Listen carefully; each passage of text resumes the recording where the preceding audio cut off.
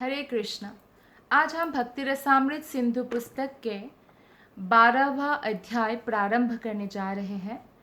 इस अध्याय का नाम है दिव्य सेवा के अन्य अंग। पहला पॉइंट है शास्त्रों का श्रवण। श्री रूप गोस्वामी पाद जो इस पुस्तक के रचयिता है, उन्होंने कहा है कि कोई भी ऐसी पुस्तक जो भक्ति में अग्रसर होने में हमारी सहायता करती है या कोई भी व्यक्ति को भक्ति में कैसे अग्रसर होना है उस पर प्रकाश डालती है, उस पुस्तक को शास्त्र मानी जाती है। जैसे श्रील मध्वाचार्य ने रामायण, महाभारत, पुराण, उपनिषद, वेदांत आदि को शास्त्र बताया है। स्कंद पुराण में कहा गया है कि जो भी भक्ति विषयक साहित्य, जैसे कि भक्ति रसामृत सिंधु है या श्रीमद् भागवतम, भागवत गीता, ऐसे भक्ति को बढ़ाने वाले साहित्य का निरंतर अध्ययन में लगा रहता है, वो मनुष्य समाज में कीर्ति पाता है और भगवान कृष्ण उस पर प्रसन्न होते हैं। कीर्ति या यश या फेमस, बहुत लोग हैं जो फेमस होने के लिए बहुत ज़्यादा जो है उनका इच्छा है, तीव्र इच्छा है, इसलिए लोग सेलिब्रिटी बनना चाहते हैं या कोई फिल्म में हीरो हीरोइन बनना चाहते हैं, तो कोई जो है बहुत बड़ा नेता बनना चाहता है कीर्ति पाने के लिए। लेकिन भौतिक कोई भी कार्य करके जो कीर्ति प्राप्त होती है उसको असली यश या असली कीर्ति नहीं माना जाता। शास्त्रों के हिसाब से असली कीर्ति है जब भगवत भक्त के रूप में आपका यश तीनों लोकों में फैलता है। एक व्यक्ति को पता नहीं चलता पृथ्वी लोक में होते हुए, लेकिन उनका हर कार्य का लेखा जोखा हो रहा है। परमात्मा तो है ही हृदय में, साथ में समस्त देवता गण भी है। और इस प्रकार अगर कोई ऐसा मनुष्य कृष्ण भक्ति में लगता है तो उसका जो यश है वो तीनों लोकों में फैल जाता है। यहाँ तक कि ब्रह्मा जी, जिनके सामने हमारा जो उम्र है वो कुछ मिली सेकेंड्स भी नहीं है उनकी उम्र के सामने, फिर भी जब कोई कृष्ण भक्ति करते हैं तो ब्रह्मा जी उनके चरणों के नाखूनों को, अग्रभाग को श्रद्धा से दर्शन करते हैं, क्योंकि ऐसे भक्त का दर्शन भी हमें पवित्र करते हैं। और ब्रह्मा जी जो है भगवान के परम भक्त है, तो इसलिए वो भक्तों के प्रति ऐसी भावना रखते हैं। तो ऐसे व्यक्ति जो भागवत गीता, भागवतम, भक्तिमूलक साहित्य की निरंतर अध्ययन में लगे रहते हैं, वो कृष्ण को बहुत बहुत प्रिय होते हैं। तो इसलिए हमें ऐसी आदत डालनी चाहिए। जैसे आप देखिए ना, जैसे नॉर्मल लाइफ में जो लोग रहते हैं तो वो सुबह सुबह उठ के चाय के साथ न्यूज़पेपर खोल लेते हैं और 1-2 घंटा न्यूज़पेपर में बिताते हैं। या कोई रिटायर्ड है तो आधा आधा दिन जो है न्यूज़पेपर में निकाल देते हैं। ऐसा करते हैं कि नहीं? तो न्यूज़पेपर की जगह बस हमें क्या करना है, भागवत गीता लेना है, श्रीमद् भागवतम लेना है। तो ये बस है कि दिन में हर कोई पढ़ने के लिए आदी होते हैं। आप देखिए, अगर कोई व्यक्ति पढ़ेंगे नहीं, बोलेंगे कि मैं तो न्यूज़पेपर भी नहीं पढ़ता, मैं तो कोई बुक्स भी नहीं पढ़ता, मुझे पढ़ने में इंटरेस्ट नहीं है, लेकिन वो स्मार्टफोन में कितनी सारी चीज़ें पढ़ते हैं दिन भर में। व्हाट्सअप ग्रुप में व्हाट्सअप मैसेजेस पढ़ते हैं, फेसबुक में कितने सारे मैसेजेस पढ़ते हैं, मतलब वो पढ़ने की आदी है। पर हमें जो बदलना है कि हम बाकी सब सांसारिक विषयों को त्याग कर आध्यात्मिक विषयों का अध्ययन करें, भक्तिमूलक साहित्य का। और आजकल तो मोबाइल है और स्मार्टफोन है, तो आप कभी भी कुछ भी बुक्स उसमें डाउनलोड करके आप पढ़ सकते हैं। जब तक वो बुक्स ख़त्म नहीं होते, तो जितनी बार हम मोबाइल उठाए उतनी बार हम पढ़ सकते हैं। क्योंकि ऐसा रिसर्च में पाया जाता है कि लोग मोबाइल में बहुत सारा घंटा घंटा बिताते हैं और पता भी नहीं चलता। कुछ वीडियो देख लेंगे, 1-2 घंटा कैसे बीत गया पता ही नहीं चलता। इसलिए सोते हैं तो सोने में लेट हो जाते हैं क्योंकि मोबाइल पास में होता है। सुबह उठते हैं तो उठने में लेट हो जाता है क्योंकि जगने के बाद भी मोबाइल में मैसेजेस चेक करना या कोई वीडियो दिख गया अचानक से, तो ये सब होता है। तो क्यों ना हम इसको साहित्य अध्ययन में, शास्त्रों को अध्ययन में लगाए और इस प्रकार जो है हम कृष्ण को प्रसन्न कर सकते हैं और मनुष्य समाज में भी कीर्ति अपने आप ही प्राप्त होगा। कीर्ति प्राप्त करने के लिए हमें पढ़ने की आवश्यकता, उस भावना से आवश्यकता नहीं है। हमारी भाव होना चाहिए कि हम भगवान श्री कृष्ण को प्रसन्न करना चाहते हैं। कीर्ति तो अपने आप आता है। जो व्यक्ति ऐसे साहित्य को अपने घर में सावधानी पूर्वक संजो कर रखता है, मतलब ऐसे साहित्य भागवतम, श्रीमद् भागवत गीता, या भक्ति रसामृत सिंधु, चैतन्य चरितामृत, तो उपदेशामृत, ईशोपनिषद, ब्रह्म संहिता, ऐसे जो शास्त्रों को संजो कर ध्यान पूर्वक रखते हैं और उसे सादर नमस्कार करते हैं, ये शास्त्र भी जो है एक एक पर्सनैलिटी है, उनको हमें प्रणाम करना चाहिए, तो वो सारे पाप फलों से मुक्त हो जाता है और अंततः देवताओं के द्वारा पूजनीय बन जाता है। कितना बड़ा लाभ होता है सिर्फ शास्त्र को हमारे घर में लाकर अच्छे से रखने से और नमस्कार करने से। तो नारद मुनि के प्रति एक कथन है, आपने देखा होगा कि बहुत लोग जो है शास्त्र को कुछ अच्छे से कबड़ में रखते हैं या कुछ कपड़े में अच्छे से बांध के रखते हैं, क्योंकि वो शास्त्र को एज ए व्यक्ति मानते हैं, क्योंकि शास्त्र व्यक्ति ही है। आपने जैसे जब रास महोत्सव होता है, कृष्ण रास लीला करते हैं, तो बहुत सारे शास्त्र हैं जो जिनको कृष्ण की कृपा से गोपी का रूप मिलता है, वो गोपी बनकर रास लीला में भाग ले पाते हैं, है ना। तो ऐसे उपनिषद, तो ये जो है ये सब एक एक व्यक्ति है, इनका अस्तित्व है, तो उनको नमस्कार करने से हमें वो आशीर्वाद भी मिलता है। तो नारद मुनि के प्रति एक कथन है, उसमें बताया जाता है कि हे नारद, जो व्यक्ति वैष्णव साहित्य लिखता है और अपने घर में ऐसे साहित्य को रखता है, उसके घर में सदैव भगवान नारायण का वास होता है। तो खासकर जो भक्ति में उन्नत है और उनको जो है भक्ति साहित्य भी लिखना चाहिए, जैसे कि समाज में जैसे सन्यासी भक्त है बहुत सारे, या गुरु पद में है, आप देखेंगे कि वो लोग कुछ ना कुछ भक्ति साहित्य लिखने में व्यस्त हैं, यानी वो योगदान समाज को करते हैं, और इस प्रकार ऐसे घर में हमेशा नारायण का वास होता है।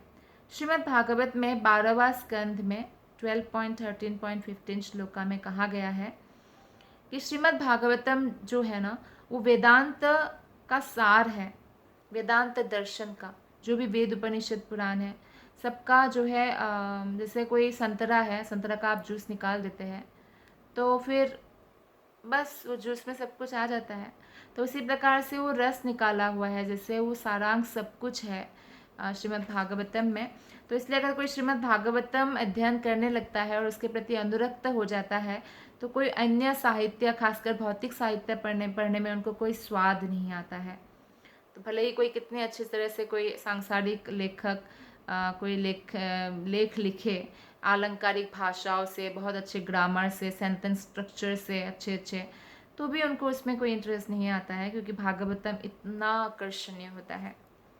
नेक्स्ट पॉइंट है मथुरावास। मथुरावास मतलब मथुरा के अंदर सब कुछ आता है, ये जो है ब्रजवास। जैसे जब मथुरा में कंस राजा थे, तो एक्चुअली वृषभानु जो बरसाना के राजा है, या गोकुल के राजा जो नंद महाराज है, सब लोग कंस के अंदर आते थे। तो मथुरा मतलब पूरे ब्रज को हमें मानना चाहिए। तो मथुरा बड़ा पुराण में बहुत प्रशंसा की गई है मथुरा के आवासीय घर का, और बड़ा पुराण में पृथ्वी के लोगों के लिए भगवान वराह देव जो है वो कहते हैं कि जो व्यक्ति मथुरा के अतिरिक्त, यानी ब्रज के अतिरिक्त अन्य किसी स्थान के प्रति आकृष्ट होता है, वो माया द्वारा सम्मोहित हो जाएगा। तो वराह पुराण में ये भी कहा गया है कि तीनों लोकों के सारे तीर्थ स्थानों की यात्रा करने के सारे फल मथुरा की पवित्र भूमि के स्पर्श मात्र से प्राप्त किया जा सकता है। कोई इतना सारा तीर्थ जाएंगे, और तीर्थ में जाने का जो है ट्रैवलिंग का भी बहुत एक्सपेंसेस भी होता है, साथ में शरीर भी बहुत कष्ट पाता है, बीमार भी हो जाता है कई लोग ट्रैवलिंग में। तो इतना तीर्थ में कोई जाएंगे, नहाएंगे, उसकी जगह पे अगर वो मथुरा वृंदावन आते हैं, तो ऐसे ब्रजभूमि का स्पर्श मात्र से ही उनको सारे पवित्र भूमि का जो है लाभ मिल जाता है। जैसे कि हम देखते हैं कि जो ब्रज में जैसे राधा कुंड है ना, गोवर्धन के तलहटी पर, तो राधा कुंड में समस्त तीर्थों का वास है, या भांडिर वन में जो कुआं है उसमें समस्त तीर्थों का वास है। तो इस तरह से ब्रज में रहने वाला हर प्रकार से लाभान्वित होते हैं। और ब्रज में भी जो है चारों धाम है ना, वो ब्रज में भी है। बद्रीनाथ है, चाहे केदारनाथ है, चाहे खासकर तो बद्रीनाथ, रामेश्वरम और द्वारकापुरी और जगन्नाथपुरी धाम है ना, तो समस्त धामों का भी निवास ब्रज में है, समस्त तीर्थों का भी निवास ब्रज में है। तो इसलिए मथुरा की पवित्र भूमि में आना ज़रूर चाहिए। और अनेक शास्त्रों में कहा गया है कि मथुरा की भूमि में अर्थात ब्रज की भूमि के में अगर कोई श्रवण करे, स्मरण करे, कृष्ण का महिमा गान करे, कोई भी इच्छा करे, दर्शन करे या स्पर्श करे, तो मनुष्य की सारी इच्छाएं पूर्ति हो जाती है। तो कितना लाभदायक है ना। तो इसलिए अगर कोई बहुत दूर है और बार बार वो वृंदावन मथुरा दर्शन नहीं भी कर सकते हैं, तो साल में कम से कम 3 दिन 3 रात रुकने के लिए तो मथुरा आना ही चाहिए। और अगर कोई ऐसा आदत डालेंगे तो अपने जीवन में वो बहुत परिवर्तन देंगे, उनका सौभाग्य का उदय हो जाता है, भक्ति में वो बहुत उन्नति करते हैं, समस्त इच्छाएं पूरी हो जाती है, जैसे कि शास्त्रों में बताया गया है। तो इस प्रकार ये बहुत बड़ा सौभाग्य है कि कोई ब्रज में अगर रह पाते हैं तो अगर कोई दूर है तो एक साल में कम से कम 3 दिन तो आना ही चाहिए। और अगर पास है, जैसे कि दिल्ली बहुत पास है या आगरा बहुत पास है या वृंदावन से यहाँ से, तो वो वीकेंड्स पे आ सकते हैं या महीने में कम से कम एक बार तो आना ही चाहिए। तो रुकने के लिए आना चाहिए, वो भी तो अच्छा है बहुत रात रुकना। नेक्स्ट पॉइंट है यहाँ पे भक्तों की सेवा करना। तो भक्तों की सेवा करने से भगवान कृष्णा जितनी जल्दी प्रसन्न होते हैं, केवल भगवान की सेवा करने से वो इतनी जल्दी प्रसन्न नहीं होते हैं। पद्म पुराण में वैष्णवों की सेवा की प्रशंसा की गई है। इस पुराण में शिव जी जो है दुर्गा देवी यानी पार्वती देवी से बोलते हैं, आराधनानां सर्वेषां विष्णुराराधनां परम तस्मात् परतरम देवी तदीयानां समर्चनम। समस्त आराधनाओं में श्रेष्ठ है भगवान विष्णु की आराधना, और विष्णु की आराधनाओं से भी श्रेष्ठ है विष्णु के भक्तों की आराधना। तदिया जैसे तुलसी देवी, यमुना देवी, उनके भक्तगण, तो इनकी आराधना श्रेष्ठ है। तो आप देखिए पद्म पुराण में शिव जी क्या कह रहे हैं कि कृष्ण की आराधना तो सर्वश्रेष्ठ है, लेकिन कृष्ण की आराधना से भी श्रेष्ठ है कृष्ण भक्तों की आराधना। तो इसलिए हमें ये जो सीक्रेट है शास्त्रों का, अगर हम इसे अपना पाते हैं अपने जीवन में, भक्तों को किसी भी प्रकार के इसे हेल्प की ज़रूरत होती है। मान लीजिए कोई भक्त बहुत बीमार है और अकेले रहते हैं, वो अकेले ध्यान नहीं रख पा रहे हैं, डॉक्टर के पास नहीं जा पा रहे हैं, तो कोई भक्त को पता चला तो उन्होंने उनका मदद कर दिया, गाड़ी से डॉक्टर के पास ले गए, दवाई का ध्यान रखा, उनको टिफ़िन पहुंचा दिया घर में टाइम टू टाइम, तो ये बहुत बड़ा मदद है। तो इसे कृष्ण प्रसन्न होते हैं आपत्ति विपत्ति में जब कोई भक्तों का मदद करते हैं, या किसी भी प्रकार से कोई अगर भक्तों की सेवा करते हैं, वैष्णवों की सेवा करते हैं, तो कृष्ण बहुत प्रसन्न होते हैं। खासकर गुरु की सेवा करने से हमारा जीवन जो है सफल हो जाता है। श्रीमद् भागवतम में 3.7.19 में बताया गया है कि मैं भक्तों का निष्ठावान सेवक बनना चाहूँगा, क्योंकि भक्तों की सेवा करने से कृष्ण के चरण कमलों के प्रति अनन्य भक्ति प्राप्त की जा सकती है। कृष्ण अनन्य भक्ति या शुद्ध भक्ति आसानी से नहीं देते, लेकिन जो भक्त के प्रति शरणागत होते हैं, गुरु के प्रति शरणागत होते हैं, उनको लेकिन दे देते हैं आसानी से। तो भक्तों की सेवा समस्त भौतिक संतापों को कम करने वाली है और भगवान के प्रति गहन भक्ति प्रेम उत्पन्न करती है। देखिए, भक्तों की सेवा करने के लिए भी हमें अपना ईगो डाउन करना पड़ेगा। किसी का भी सेवक बनने के लिए ईगो डाउन करना होगा, बहुत सारी चीज़ें टॉलरेट करना होगा। ऐसा एक्सपेक्ट नहीं कर सकते कि हमें हमेशा हर कोई सम्मान ही देंगे। हमें सम्मान की अपेक्षा नहीं रख के सबको सम्मान देना है। ये हमारा जो है एक वो बनाना होगा, एक स्ट्रेटेजी जीवन जीने का। तो क्या होगा, फिर हम कृष्ण का प्रेम निश्चित रूप से प्राप्त करेंगे, इसमें कोई संदेह नहीं है। स्कंद पुराण में बताया गया है कि जिनके शरीरों में शंख चक्र गदा पद्म चिन्हित होता है, या गोपी चंदन का जो तिलक लगाते हैं हम लोग, जैसे वैष्णव लोग लगाते हैं, गौड़ीय वैष्णव 12 जगहों पर शरीर में तिलक लगाते हैं, 13 जगहों पर, और तुलसी दल सर पे धारण करते हैं। तो ऐसे व्यक्ति का मतलब कोई ऐसे वैष्णव, ऐसे व्यक्ति कौन होते हैं? वैष्णव होते हैं। तो वैष्णव का अगर एक बार भी कोई दर्शन करे तो जो दर्शन करने वाला व्यक्ति है सारे पाप कर्मों से मुक्त हो जाते हैं। तो अनजाने में भी दर्शन का वैष्णवों का इतना लाभ होता है। तो अगर कोई वैष्णव, तो इसलिए हमारे आसपास अगर वैष्णवगण है तो ये हमारा बहुत बड़ा सौभाग्य है कि हमें उनका दर्शन प्राप्त होता रहता है और हमारा पाप भी नष्ट होता रहता है। श्रीमद् भागवतम में 1.19.33 में भी ऐसा ही कथन मिलता है कि अगर कोई भक्त के पास जाता है, भक्तों का दर्शन करने, भक्तों की कोई सेवा करने, भक्तों को प्रणाम करते हैं, चरण कमल छूते हैं, या भक्तों को आसन देते हैं, जैसे भक्त हमारे घर में आए तो उनको अगर हम आसन देते हैं, बैठिए माता जी, बैठिए प्रभु जी, जल देते हैं, फल देते हैं, कुछ भी प्रकार से सेवा करते हैं, तो ये भागवत का कथन है कि मनुष्य सारे पाप कर्मों के फलों से मुक्त हो जाता है, इसमें कोई संशय नहीं है। तो आप देखिए, वैष्णवों से किसी भी तरह का व्यवहार अगर हम करते हैं तो निश्चित रूप से हम जो है उसका लाभ प्राप्त करते हैं।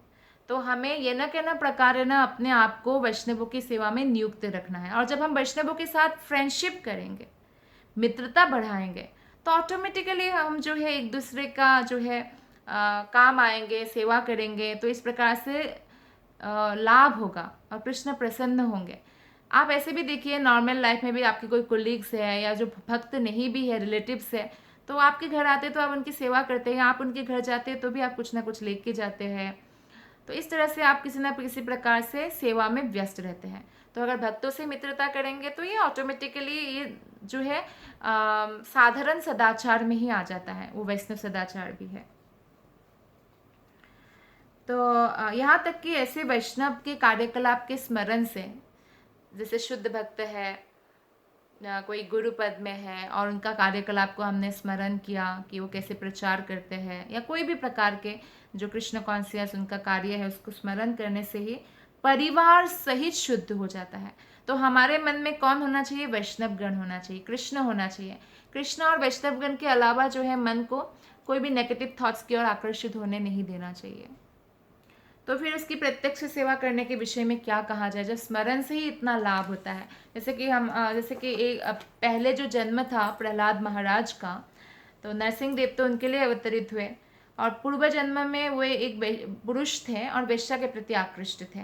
तो वेश्या से किसी कारणवश उनकी लड़ाई हो गई, तो फिर उन्होंने वेश्या के प्रति जो है आकर्षण को त्याग दिया और भक्ति करना शुरू किया।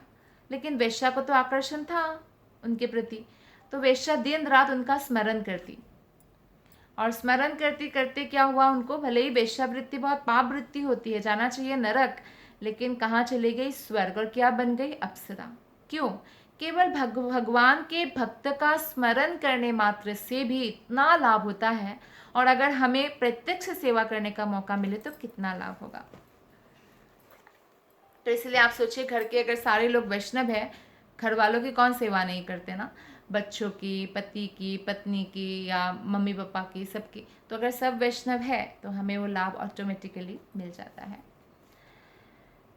तो आदि पुराण में भी भगवान श्री कृष्ण अर्जुन से कहते हैं, हे अर्जुन, जो मुझे ऐसा कहते हैं कि जो मेरे भक्त है मैं उनको भक्त नहीं मानता, जो मेरे भक्त के भक्त है मैं उनको भक्त मानता हूँ। जैसे कि ये कथा हम पहले भी डिस्कस कर चुके हैं कि कांचीपुरम का जो पंडित है कांचीपूर्ण, तो वो भगवान की सेवा करते थे, लेकिन गाँव वाले उनकी सेवा करते थे।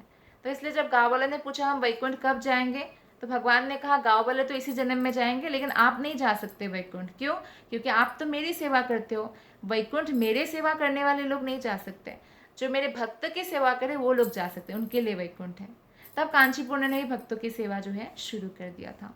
तब भगवान संतुष्ट हुए और कहे अब आप वैकुंठ जाने के अधिकारी बन चुके हो। तो अगर हमें भगवत धाम जाना है तो भी हमें भगवान की सेवा करना होगा। कोई भी व्यक्ति ऐसा सोचे कि अरे भगवान को हम डायरेक्ट पा लेंगे, भगवान की सेवा कर लेंगे, वो सीधे नहीं पहुंच सकता है भगवान के पास। उसे शुद्ध भक्तों के माध्यम से उन तक पहुंचना चाहिए।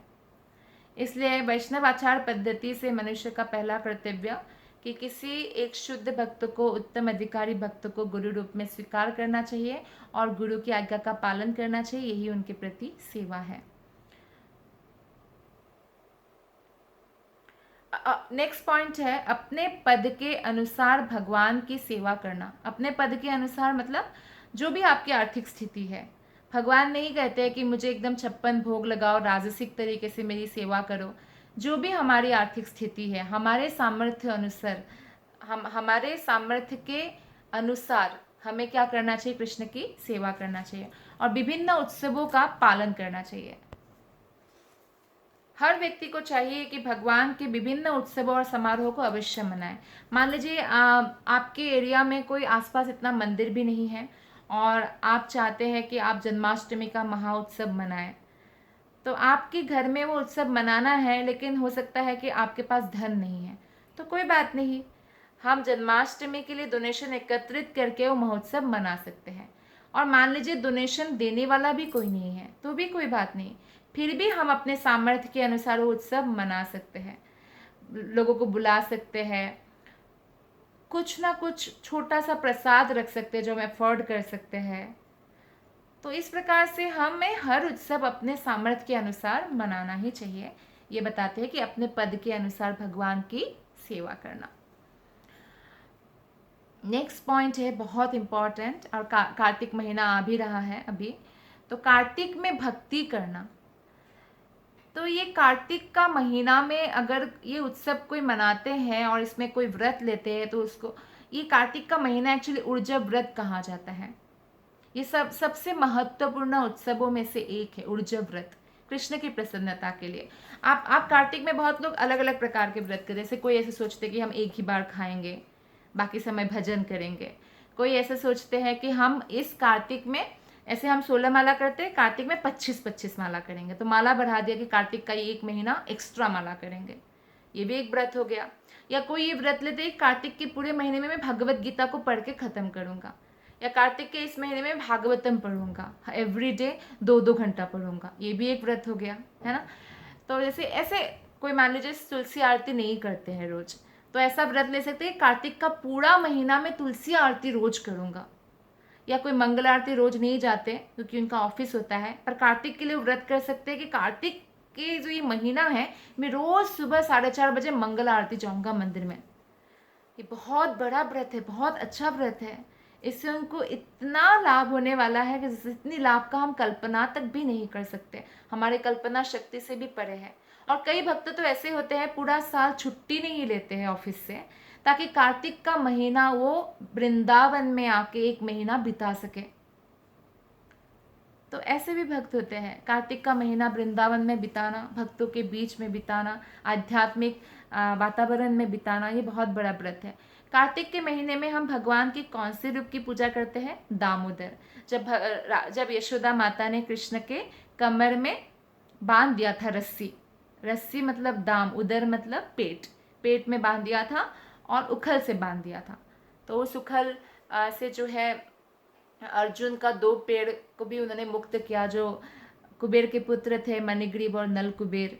तो ये दामोदर लीला का, तो आपके घर में भी कार्तिक के महीने में दामोदर लीला का पिक्चर जरूर रखना चाहिए। अर्थात मंदिर है, गौर निताय है, राधा कृष्ण है, लेकिन कार्तिक के महीने में खासकर यशोदा माता जो कृष्ण को बांध रहे हैं रस्सी में, वो आपके पास नहीं है, किसी भी पास के इस्कॉन सेंटर में मिल जाएगा। इस्कॉन सेंटर पास नहीं है तो इंटरनेट से दामोदर का जो पिक्चर है वो भी डाउनलोड करके जो प्रिंट आउट निकाल सकते हैं। कुछ भी उपाय करके हमें मंदिर में वो पिक्चर ज़रूर रखना है कार्तिक के महीने में, और रोज़ घी का दीपक दिखाना है। किसी में सामर्थ्य नहीं है मान लीजिए घी खरीदने की, तो ऐसा नहीं कि घी एकदम आपको दीपक में भर के लगाना है, तो ऐसा कर सकते हैं कि सिर्फ जो सलिता है, जो कॉटन है, उसमें घी लगाइए और भगवान को दीपक दिखाइए, है ना। और अच्छा है अगर आप दामोदर अष्टकम गा सके, जो कृष्ण को सत्यव्रत मुनि द्वारा रचित है और कृष्ण को अत्यंत प्रिय है, जैसे क्योंकि कृष्ण का इसमें दामोदर लीला पूरा वर्णन करते हैं। नमामीश्वरम सच्चित आनंद रूपम लसत्कुंडलम गोकुले भ्रजमानम। तो ये हमें गाना चाहिए। तो इस तरह से हम कार्तिक का महीना का ऊर्जा व्रत रख सकते हैं, और इसमें मथुरा वृंदावन में भक्ति करने का विशेष संस्तुति किया गया है शास्त्र में। पद्म पुराण में कहा गया है कि भगवान भक्तों को मुक्ति या भौतिक सुख तो देते ही है, वो दे ही सकते हैं, लेकिन शुद्ध भक्ति आसानी से प्राप्त नहीं होता।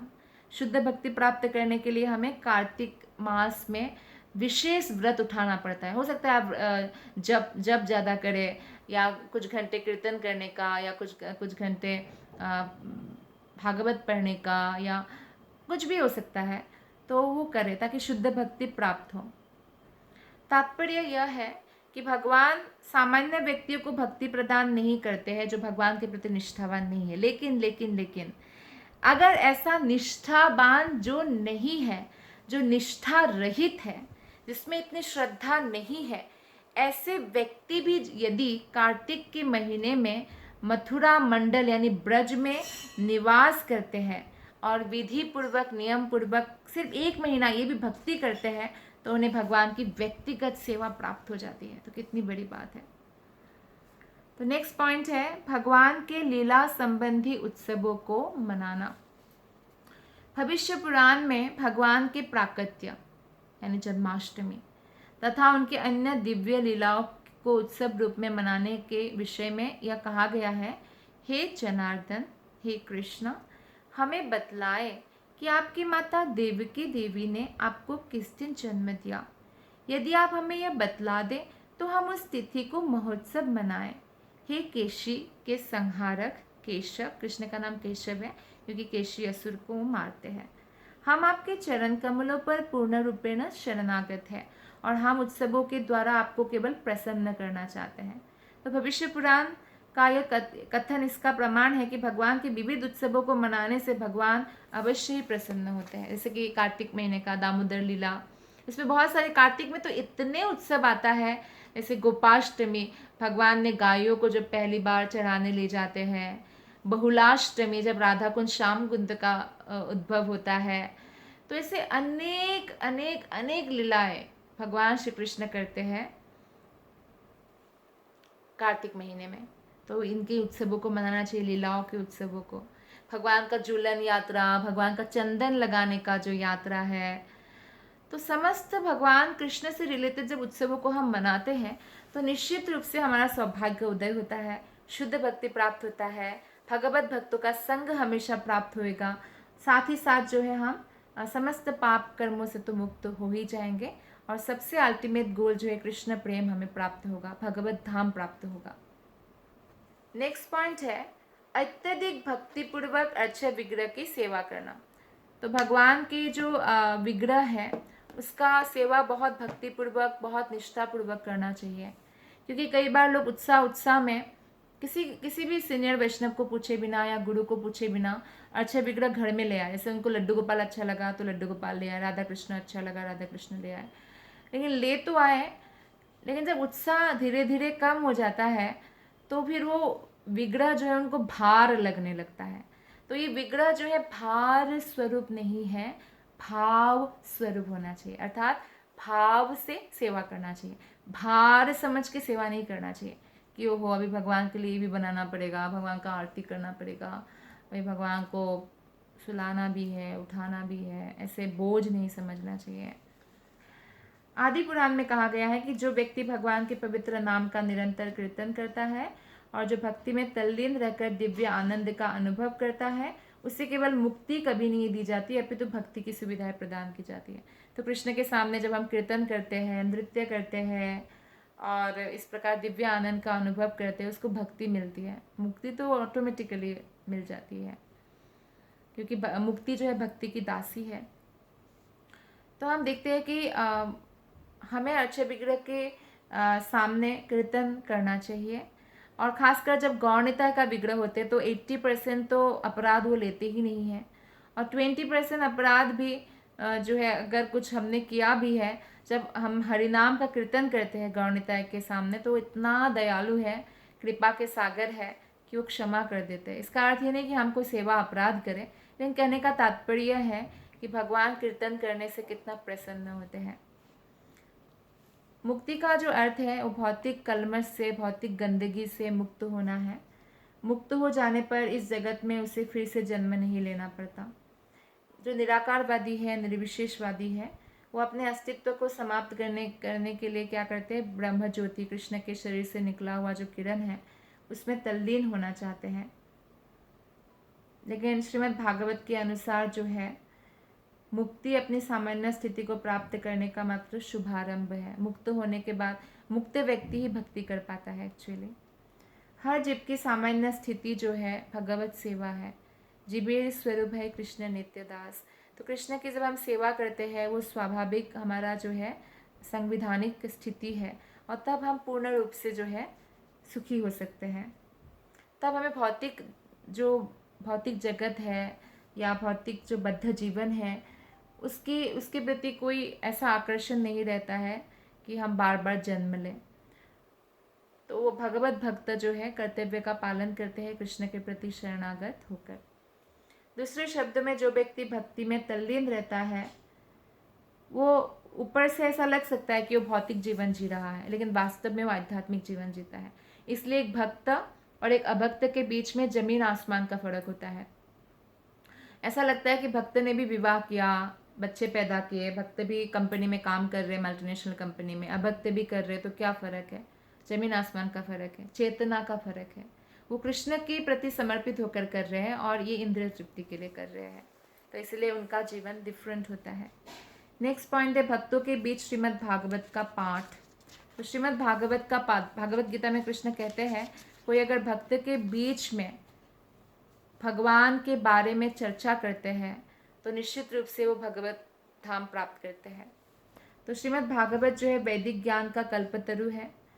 श्रीमद् भागवतम हमारी कोई भी इच्छा पूरी कर सकते। कल्पतरु मतलब कल्प वृक्ष, तो कल्प वृक्ष हमारी कोई भी इच्छा पूरी कर सकते। वृंदावन में, मथुरा में हर एक वृक्ष कल्पतरु है, कल्प वृक्ष है।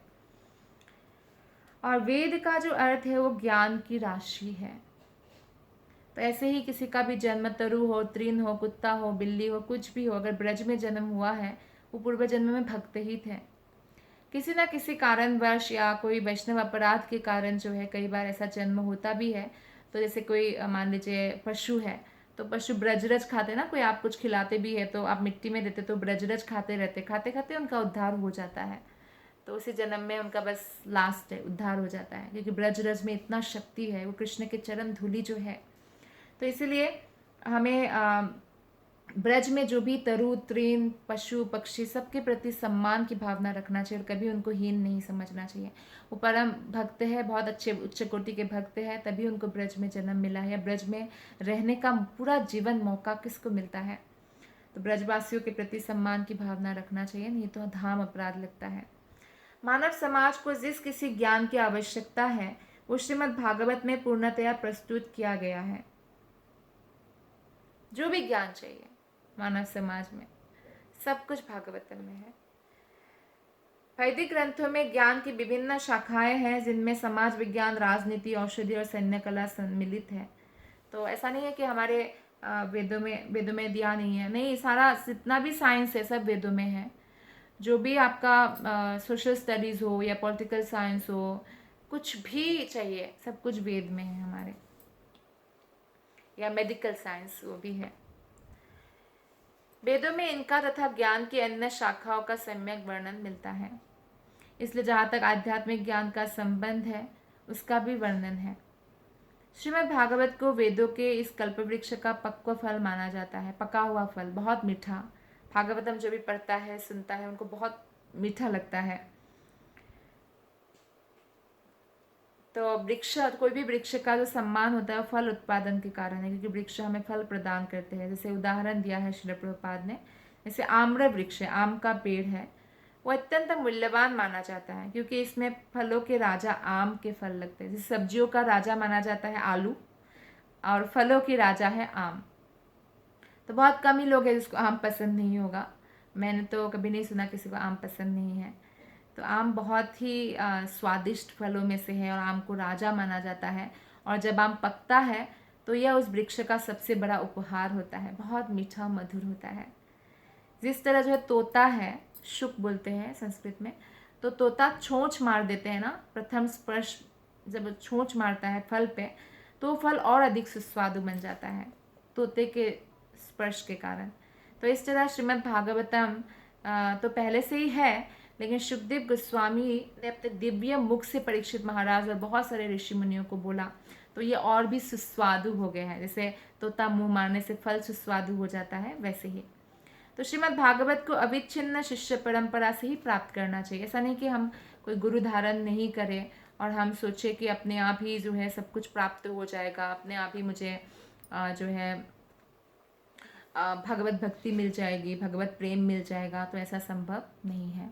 हमें गुरु का शरण ग्रहण करना ही होगा, गुरु हमें डिसिप्लिन करते हैं, इसलिए इंग्लिश में शिष्य को कहा जाता है डिसाइपल, जो डिसिप्लिन करते हैं। गुरु उनको डिसिप्लिन करते हैं, गुरु उनको सही मार्ग दिखाते हैं। तो इसीलिए जो है हमें गुरु धारण करना ज़रूरी है, वो भी प्रामाणिक गुरु। और जब पके फल को वृक्ष के ऊपरी भाग से कई व्यक्ति ऊपर की शाखा से नीचे की शाखा पर हाथ में देकर भूमि पर लाते हैं तो फल नष्ट नहीं होता। तो गुरु क्या करते हैं, ये जो जैसे ऊपर है फल, तो कोई लंबा सा व्यक्ति अगर बच्चों के लिए फल को ऐसे नीचे डाल के देता है तो वो बच्चे के लिए आसान हो जाता है ना। तो गुरु वो काम करते हैं। बहुत ऊपर का ज्ञान है, लेकिन गुरु हमारे सामने इतने साधारण भाषा में, जैसे श्रील प्रभुपाद ने प्रस्तुत किया है, तो ऐसे प्रस्तुत करते हैं कि हमारे लिए वो फल लेना आसान हो जाता है। तो इसी प्रकार श्रीमद् भागवत को परंपरा पद्धति से ही प्राप्त किया जा सकता है। और भगवत गीता में कहा गया है कि दिव्य ज्ञान को प्राप्त करने की विधि है शिष्य परंपरा। इसलिए कृष्ण कहते एवं परंपरा प्राप्तम। कृष्ण कहते तद्विधि प्रणिपातेन परिप्रश्नेन सेवया उपदेक्षन्ति ते ज्ञानम ज्ञानिनस् तत्वदर्शिना। तो आप जो है गुरु के पास जाओ और गुरु आपको मेरे बारे में बता सकते हैं, क्योंकि उन्होंने मेरा दर्शन किया है। ये परंपरा से ही प्राप्त किया जा सकता है। और कृष्ण स्वयं जब आते हैं, चैतन्य महाप्रभु स्वयं भगवान है, उनको क्या ज़रूरत है गुरु की, फिर भी उन्होंने गुरु धारण किया ईश्वरपुरी को। और कृष्ण को क्या ज़रूरत है, सांदीपनि मुनि को गुरु धारण किया। राम जी को क्या ज़रूरत है, वो स्वयं भगवान है, फिर भी वशिष्ठ मुनि को गुरु धारण किया। तो इस प्रकार जो है भगवान स्वयं आकर भी उदाहरण प्रस्तुत करते हैं कि सबको गुरु धारण करना चाहिए, प्रामाणिक गुरु से शिक्षा प्राप्त करना चाहिए। तो ऐसे प्रामाणिक अधिकारी से, परंपरागत अधिकारी से जब हम शास्त्र को ग्रहण करते हैं तो वो जो है हमारे असली प्रयोजन को प्राप्त कराते हैं, भगवत धाम भगवत प्रेम प्राप्त कराते हैं। श्री चैतन्य महाप्रभु ने संस्तुति की है कि भागवतम नामक स्वरूप सिद्ध व्यक्ति के मुख से ही श्रीमद् भागवत सीखने चाहिए। दो प्रकार के भागवत है, एक है पुस्तक भागवत और एक है व्यक्ति भागवत। तो जो पुस्तक भागवत है वो तो श्रीमद् भागवतम है, आपको पता है, ग्रंथ भागवत। और लेकिन जो व्यक्ति भागवत है, अर्थात उन भागवत को उन्होंने पढ़ा हुआ है, गुरु से ग्रहण किया हुआ है, और उस भागवत के अनुसार ही उनका आचरण है, जीवन है, प्रचार है। तो ऐसे व्यक्ति को बोलते हैं व्यक्ति भागवत।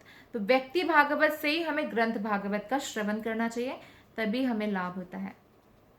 और भागवत शब्द का अर्थ क्या है, कृष्ण से संबंधित, भगवान से संबंधित। तो श्री चैतन्य महाप्रभु ने संस्तुति की है कि श्रीमद् भागवत का असली स्वाद चखने के लिए हमें भागवतम पुरुष से इसे ग्रहण करना चाहिए, तब हमारा ये हृदय में घुसता है।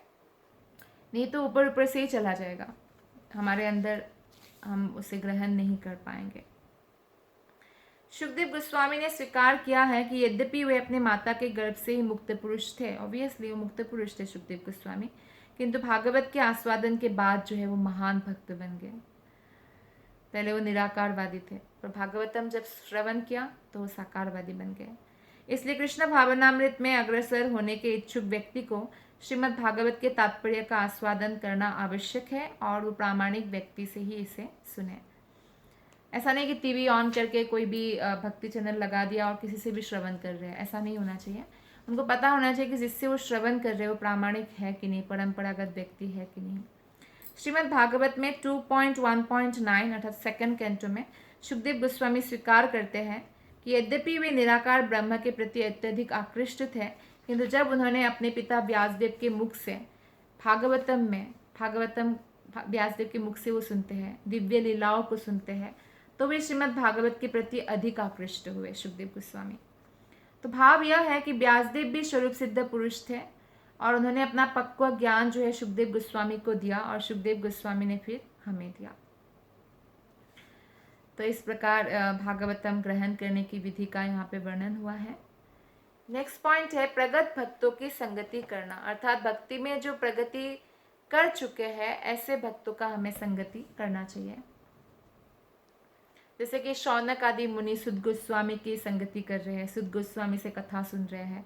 संगति सबसे बड़ा संगति है जब आप भक्तों के मुख से कृष्ण कथा सुनते हैं, ये सबसे बड़ा संगति है। सुद गोस्वामी ने पुष्टि की थी कि यदि कोई क्षण भर के लिए भी भगवत भक्त की संगति कर लेता है, या उसको ऐसा सौभाग्य प्राप्त होता है, अवसर प्राप्त होता है, तो तो विशेष क्षण जो है इतना मूल्यवान होता है कि स्वर्ग तक पहुंचाने वाले या भवसागर से मोक्ष दिलाने वाले पुण्य कर्म भी उसकी तुलना नहीं कर सकते हैं। तो स्वर्ग हो, चाहे वो कोई उनका सायुज्य मुक्ति प्राप्त करे ब्रह्म ज्योति में, तो उसकी तुलना नहीं हो सकता है जो भगवत भक्तों के संग से हमें प्राप्त हो सकता है। तो इसलिए जो श्रीमद् भागवत के प्रति अनुरक्त है, दोनों भागवत, ग्रंथ भागवत के प्रति भी और व्यक्ति भागवत के प्रति जो अनुरक्त है, वो व्यक्ति महान है, सौभाग्यशाली है, उनको शुद्ध भक्त की संगति मिलती है और इस प्रकार वो अपने जीवन को अत्यधिक मूल्यवान बनाते हैं और वो जानते हैं कि ये सब जो मुझे प्राप्त हो रहा है, भक्तों का संग, भागवतम का श्रवण और भागवतम का अध्ययन, मथुरा वास, अच्छे विग्रह की सेवा, ये कोई भी भौतिक चीज़ों की समता इससे नहीं हो सकता है। हरिभक्ति सुधोदय में प्रहलाद महाराज और उनके पिता हिरण्यकशिपु का एक वार्तालाप आता है, जिनमें हिरण्यकशिपु प्रहलाद को बोलते हैं, हे पुत्र, संगति बहुत महत्वपूर्ण होती है। यह उस मणि के समान है जो अपने समक्ष रखी किसी भी वस्तु का प्रतिबिंब प्रदान करती है। प्रतिबिंब, मणि जैसे एक मणि है बिल्कुल क्लियर, तो उसमें जब कोई व्यक्ति पास जाएंगे तो उनको अपना शक्ल दिखेगा, या आईना में आपका शक्ल दिखता है। तो इसी प्रकार से कहा जाता है, जैसा संग वैसा रंग। कोई व्यक्ति अगर शराब नहीं भी पीता है पर हमेशा शराबियों के साथ बैठता है तो उसको भी आसानी से व्यक्ति शराबी मानेगा। ठीक है, उसी प्रकार से कोई पुरुष स्त्री के प्रति आकर्षित नहीं है पर उस स्त्री के प्रति जो बुरी भावना रखते हैं, उनका संगति करते हैं, तो उनके संग का धीरे धीरे उन पर असर होने लगता है।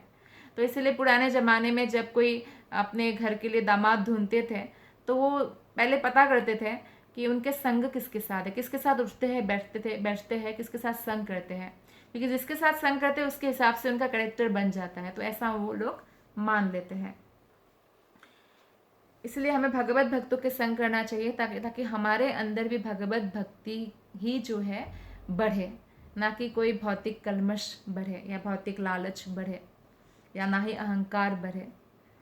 इसी प्रकार हम पुष्प जैसे भगवत भक्तों की संगति करते हैं, पुष्प जैसे जो सुगंध बिखराते हैं, भक्ति मूलक सुगंध बिखराते हैं, और हमारे अगर हृदय स्वच्छ है तो ऐसी घटना घटेगी कि हमें भगवत भक्तों का संग प्राप्त होगा। तो इस प्रसंग में जो दूसरा उदाहरण दिया गया है वो यह है कि यदि पुरुष वीर्यवान है और स्त्री रोगी नहीं है तो उनके संभोग से गर्भधारण होगा। इसी तरह यदि आध्यात्मिक ज्ञान का ग्राहक और उसका दाता दोनों निष्ठावान और प्रामाणिक है तो परिणाम उत्तम होंगे। जैसे मान लीजिए स्त्री और पुरुष दोनों ही पोटेंट है, दोनों ही संतान उत्पन्न कर सकते दोनों का शरीर, तो एक बार भी संभोग से जो है उनका समय से जो समय होता है, एक पीरियड होता है जिसमें करना होता है संभोग, तो उस समय अगर वो एक दिन भी अगर करे संबंध तो प्रेग्नेंट हो जाएंगे तुरंत स्त्री, राइट। तो यहाँ इसका मतलब पुरुष भी वीर्यवान है पूरी तरह से और स्त्री भी रोगी नहीं है, इसलिए संतान तुरंत होता है। तो इसी प्रकार से जैसे उर्वर जमीन है और एकदम पोटेंट है जमीन, तुरंत कुछ आप बो दीजिए तुरंत वो पौधा निकल आएगा। तो बीज भी बहुत पोटेंट है, अच्छा है, और उर्वर जमीन है तो तुरंत बीज निकल आएगा। ठीक उसी प्रकार से अगर भागवत बोलने वाला शुद्ध भक्त है और ग्रहण करने वाले का हृदय में पूर्ण निष्ठा है तो निश्चित रूप से वो भगवत प्रेम तुरंत प्राप्त करेगा। निश्चित रूप से उनको भागवतम सब कुछ जो है पूर्णतया समझ में आ जाएगा। तो इसलिए हमें हमारे अंदर जो योग्यता को बढ़ाना है, श्रद्धा का डेवलपमेंट भी भक्तों की संगति से होता है, कृष्ण के प्रति निष्ठा भी भगवत भक्तों की संगति से प्राप्त होता है, और श्रवण करने की जो लालसा है वो भी कृष्ण भक्तों की संगति से प्राप्त होता है। तो भक्तों की संगति एक बहुत बड़ा वरदान है हमारे जीवन में, उसको कभी नहीं छोड़ना चाहिए। नेक्स्ट पॉइंट जो दिया गया है, भगवत नाम का संकीर्तन। संकीर्तन मतलब साथ में मिलके कीर्तन करना। तो श्रीमद् भागवत में 2.1.11 में हरे कृष्ण कृष्ण कृष्ण हरे हरे, हरे राम राम राम हरे हरे महामंत्र के संकीर्तन के महत्व पर बहुत ज़्यादा बल दिया गया है कि हमें जो है संकीर्तन करना चाहिए। सुखदेव गोस्वामी महाराज परीक्षित को बतलाते हैं कि हे राजन, यदि कोई व्यक्ति हरे कृष्ण महामंत्र संकीर्तन में पूरी तरह से अनुरक्त है उसको कीर्तन करना मान लीजिए बहुत अच्छा लगता है, वो दिन रात वो कीर्तन में बहुत व्यस्त रहते हैं, तो समझना चाहिए कि उसे परम सिद्ध अवस्था प्राप्त हो गया है। संकीर्तन का इतना महत्व है। इसका विशेष रूप से उल्लेख हुआ है कि अपने कर्मों के फल की इच्छा रखने वाले कर्मी, परम पुरुष से तादात्म्य की इच्छा रखने वाले ज्ञानी तथा योग सिद्धियों की इच्छा रखने वाले योगी जन महामंत्र के कीर्तन मात्र से समस्त सिद्धियों के फल प्राप्त कर सकते हैं। अर्थात कोई मान लीजिए कर्मी है, कोई भौतिक वस्तु ही प्राप्त करना चाहते हैं, वो कोई व्रत रख के यज्ञ करके जितना जल्दी प्राप्त करेगा, संकीर्तन से वो बहुत जल्दी प्राप्त कर सकता है। या कोई जैसे ज्ञान योगी ब्रह्म ज्योति में जाना चाहता है, सायुज्य मुक्ति चाहता है, वो इतने जन्म जन्मांतर का ज्ञान योग का अभ्यास करके जो प्राप्त करेगा, वो इसी जन्म में अगर वो कृष्ण भक्ति करे और उनकी इच्छा वही है तो वो सिद्धावस्था तुरंत प्राप्त कर जाएगा। या कोई योगी जो है वो कोई सिद्धि भी प्राप्त करना चाहते हैं कृष्ण भक्ति से, अर्थात कृष्ण भक्ति करने से आपको कहीं जाने की जरूरत नहीं पड़ेगी। आपको जो भी चाहिए, भौतिक चाहिए, सिद्धि चाहिए, सायुज्य मुक्ति चाहिए या भगवत प्रेम चाहिए, वो कृष्ण के शुद्ध भक्ति करने से मिल जाएगा या कृष्ण की भक्ति करने से मिल जाएगा। शुद्ध भक्त तो वो है जो किसी अन्य विधि के पीछे नहीं भागते या किसी अन्य की पूजन के पीछे ना भागकर केवल कृष्ण की प्रसन्नता के लिए कृष्ण का कर्म करते हैं। लेकिन फिर मान लीजिए कोई ऐसा नहीं भी है, कोई योगी है या कोई तादात्म्य रखना चाहते हैं ब्रह्म ज्योति में, या कोई कर्मी है, तो उनकी इच्छाएं भी पूर्ण कर देते हैं बहुत शीघ्र कृष्ण। तो ऐसा कृष्ण भक्ति में बहुत बड़ा लाभ है महामंत्र का कीर्तन करने से, संकीर्तन यज्ञ से। तो जहाँ भी कीर्तन हो रहा है, जहाँ भी मौका मिल रहा है, हमें कीर्तन में भाग लेना चाहिए, ताली बजाकर कीर्तन करना चाहिए, क्योंकि ताली बजाने से हमारे पाप जो बैठे रहते हैं हमारे ऊपर, जो हमें कष्ट देते, पाप के कारण हम कष्ट पाते, वो उड़ जाता है। तो हमें ताली बजाकर कीर्तन करना चाहिए। या कोई वाद्य यंत्र अगर आप बजा सकते हैं, आपको आता है, जैसे मृदंग आता है, हारमोनियम आता है या करताल आता है, तो उसे बजा सकते हैं। कीर्तन जो पार्टी है उनकी परमिशन से, नहीं तो उनके साथ मिसमैच हो जाएगा तो कीर्तन इतना अच्छा नहीं लगेगा। और हमें सीखना चाहिए कि हम सुर में गाना सीखें और लगातार हम प्रैक्टिस करते रहेंगे तो कृष्ण की कृपा से कुछ भी संभव हो सकता है। सुखदेव गोस्वामी निर्णितम शब्द का प्रयोग करते हैं, जिसका अर्थ है यह पहले से निश्चित हो चुका है। क्या निश्चित हो चुका है? कि संकीर्तन से व्यक्ति सर्वस्व प्राप्त कर सकते, सब लाभ प्राप्त कर सकते हैं। तो फिर सर्वश्रेष्ठ जो है कृष्ण प्रेम, वो भी प्राप्त हो सकता है। सुखदेव गोस्वामी तो मुक्तात्मा थे, अतः वह किसी ऐसी बात को स्वीकार नहीं कर सकते थे जो निर्णयात्मक ना हो, जो इलॉजिकल हो। ऐसा बात तो वो स्वीकार नहीं करेंगे। सुखदेव गोस्वामी साधारण व्यक्ति तो है नहीं, बहुत बड़े वो जो है एक योगी थे, मुक्तात्मा थे, और फिर उनका बहुत बुद्धि भी बहुत प्रखर है, तो ऐसी ही बातों को वो ऐसे ही स्वीकार नहीं करेंगे।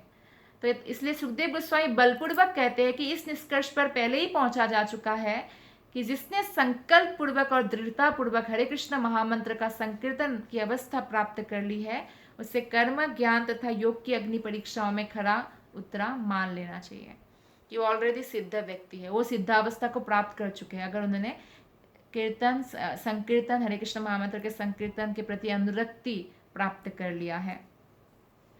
तो इसी बात की पुष्टि आदि पुराण में भी भगवान श्री कृष्ण के द्वारा की गई है। वे अर्जुन से कहते हैं, कृष्ण, जो व्यक्ति मेरे दिव्य नाम के कीर्तन में लगा रहता है उसे सदा मेरी संगति में रहता है, ऐसा मानो। क्योंकि भगवान के नाम और भगवान में कोई अंतर नहीं है, बार बार शास्त्र में ये बात कहते हैं। तो अगर किसी ने भगवान कृष्ण के कीर्तन दिन रात कर रहे हैं तो दिन रात वो कृष्ण की संगति कर रहे हैं।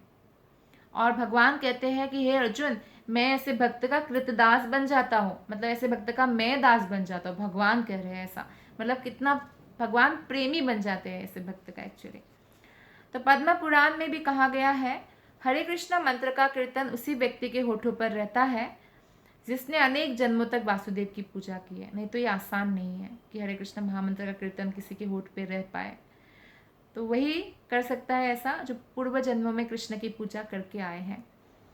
भगवान के पवित्र नाम तथा साक्षात भगवान में कोई अंतर नहीं होता, इसलिए जो भी पवित्र नाम का जप करते हैं उनको पूर्णता, शुद्धता सब कुछ मिल जाता है, क्योंकि कृष्ण पूर्ण है और कृष्ण ही हमें, कृष्ण की भक्ति से ही हम उस पूर्णता का और शुद्धता का अनुभव कर सकते हैं।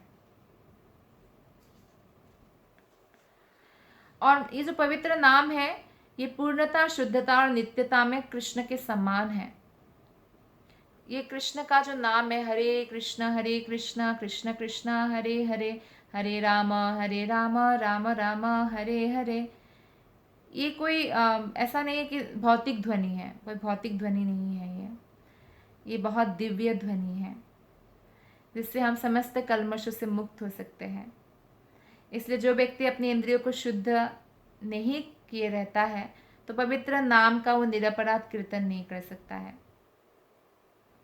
या वो भौतिक इंद्रिय के बल के कारण जो है वो कृष्ण के महामंत्र का समुचित ढंग से वो नहीं कर पाते, या जैसे कि जब भी करेंगे तो बोझ अनुभव होगा क्योंकि उन्होंने वो अनुरक्ति डेवलप नहीं किया है। इसलिए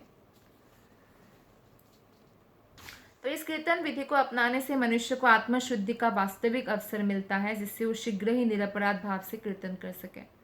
चैतन्य महाप्रभु ने कहा है, चेतो दर्पण मार्जनम भव महादावाग्नि निर्वापणम। चेतो दर्पण, तो एक आईना में जैसे धूल जम जाता है और उस आईना में आप अपना शक्ल देखेंगे तो आपका शक्ल दिखेगा नहीं, तो इस प्रकार से हमारा मन रूपी दर्पण में धूल जमा हुआ है अनंत जन्मों से भौतिक इच्छाओं का, तो वो धूल जो है साफ करना है तो हरे कृष्ण मंत्र का कीर्तन की सलाह दिया जाता है, तो हम स्पष्ट रूप से हर चीज को देख सकते हैं। यदि हृदय की धूल साफ हो जाए तो मनुष्य पवित्र नाम के महत्व को वास्तव में समझ सकता है। जो व्यक्ति इस धूल को अपने हृदय से हटाना नहीं चाहते हैं वे हरे कृष्ण मंत्र के कीर्तन का दिव्य फल प्राप्त नहीं कर सकते हैं। तो हृदय का मल हटाने का भी तरीका है हरे कृष्ण महामंत्र का कीर्तन, और हरे कृष्ण महामंत्र कीर्तन को समझ भी वही व्यक्ति पाएंगे जो इसी विधि से हृदय का मल हटाते हैं। तो इसलिए शास्त्र क्या करते हैं कि भगवान कृष्ण के प्रति सेवा भाव विकसित करने के लिए हमें बार बार सलाह देते हैं, गुरु का शरणागत होने के लिए सलाह देते हैं, गुरु के मार्गदर्शन में हरे कृष्ण महामंत्र का प्रशिक्षण हमें लेना चाहिए, और इस प्रकार धीरे धीरे जब हमारे अंदर रागानुगा भक्ति विकसित हो जाएगा, स्पॉन्टेनियस लव हो जाएगा, कृष्ण के प्रति नेचुरली हम अनुरक्ति अनुभव करेंगे, तो वो महामंत्र के पवित्र नामों की जो दिव्य प्रकृति है उसे तुरंत समझ सकता है। तो मथुरा वास बहुत इम्पॉर्टेंट है। यहाँ पे हमने पढ़ा कि मथुरा वास के बारे में जो है भगवान ने भी कहा है, और पद्म पुराण में मथुरा या द्वारका जैसे पवित्र स्थानों में निवास करने के महत्व का वर्णन देते हैं। विभिन्न तीर्थ स्थानों की यात्रा करने का अर्थ है कि हम भवबंधन से मुक्त हो जाए, किंतु यह छुटकारा सर्वोच्च सिद्धावस्था नहीं है। इस मुक्तावस्था को प्राप्त अगर करना है किसी को, तो मुक्त अवस्था प्राप्त करने के बाद भगवान की भक्ति में लगना होता है। कृष्ण की भक्ति में लगे बिना कोई अगर मुक्त भी हो जाए तो भी वो भगवान के धाम नहीं जा सकते हैं। तो ब्रह्मभूत अवस्था यानी मोक्ष अवस्था प्राप्त करने के बाद मनुष्य भक्ति में और अधिक अग्रसर हो सकता है। तो इसलिए हम जितना अधिक भौतिक चीज़ों से मुक्त होंगे इतना अधिक भगवान के भक्ति में अग्रसर होते हैं। इस तरह भगवान की दिव्य प्रेममय भक्ति की यह प्राप्ति ही जीवन का लक्ष्य है, और जो व्यक्ति मथुरा मंडल में ब्रज में कुछ क्षण भी निवास करता है तो उसको ये सरलता से प्राप्त हो जाता है भक्ति। तो इसलिए ऐसा कौन होगा जो मथुरा भूमि की पूजा करने के लिए तैयार नहीं होगा, मथुरा भूमि का स्पर्श पाने के लिए, दर्शन पाने के लिए आतुर नहीं होगा। मथुरा समस्त कर्मियों और मुमुक्षुओं का इच्छाओं और आकांक्षाओं से उद्धार करने वाली है। मथुरा उन भक्तों की इच्छाओं को अवश्य पूरा करेगी जो केवल भगवत भक्ति में ही तल्लीन रहने की आकांक्षी है। तो क्योंकि भगवत भक्ति में तल्लीन दिन रात वही रहना चाहेंगे जिसको एक बार इसका स्वाद मिल चुका है कि ये आनंद का समुद्र है, तो इस समुद्र में वो गोते लगाते रहते हैं। वैदिक साहित्य में भी यह कहा गया है कि कैसी विचित्र बात है कि मथुरा में एक दिन भी वास करने से मनुष्य को भगवान के प्रति दिव्य प्रेम भाव उत्पन्न हो जाता है। ये मथुरा भूमि अवश्य ही वैकुंठ धाम से अधिक गरीयसी है। तो ये उपदेशामृत में भी गोस्वामी पाद कहते हैं कि वैकुंठ से भी श्रेष्ठ है मथुरा, क्योंकि भगवान ने यहाँ पे जन्म लिया है अर्थात अवतरित हुए हैं, विभिन्न प्रकार का लीला किया है वृंदावन में, गोवर्धन में, ब्रज में, समस्त वन में, 12 वनों में। तो यहाँ पे अगर कोई आते हैं तो वो बहुत बड़े सौभाग्यशाली। अगर कोई एक दिन भी निवास करता है तो भी उसको भी कृष्ण प्रेम मिलता है, क्योंकि यहाँ पे कृष्ण प्रेम की हवा बहती है। इसलिए जो भी वृंदावन मथुरा आते हैं वो अगर भक्त नहीं भी है, बाद में आप देखेंगे वो भक्त बन गए। क्यों भक्त बन गए? क्योंकि यहाँ का वातावरण ही इतना पवित्र और आध्यात्मिक है। तो इसलिए हमें ये जो भक्ति के अंग हैं इन सबको अपने आदतों में डालने का प्रयास करना चाहिए, और मथुरा वृंदावन का दर्शन करना, भागवत श्रवण करना, अर्च विग्रह की सेवा करना और संकीर्तन करना, भक्तों की सेवा करना, इसमें हमें हमेशा लगे रहना चाहिए। आप सबका बहुत बहुत धन्यवाद। यही आज 12वां अध्याय का समापन हुआ। Thank you very much. Hare Krishna.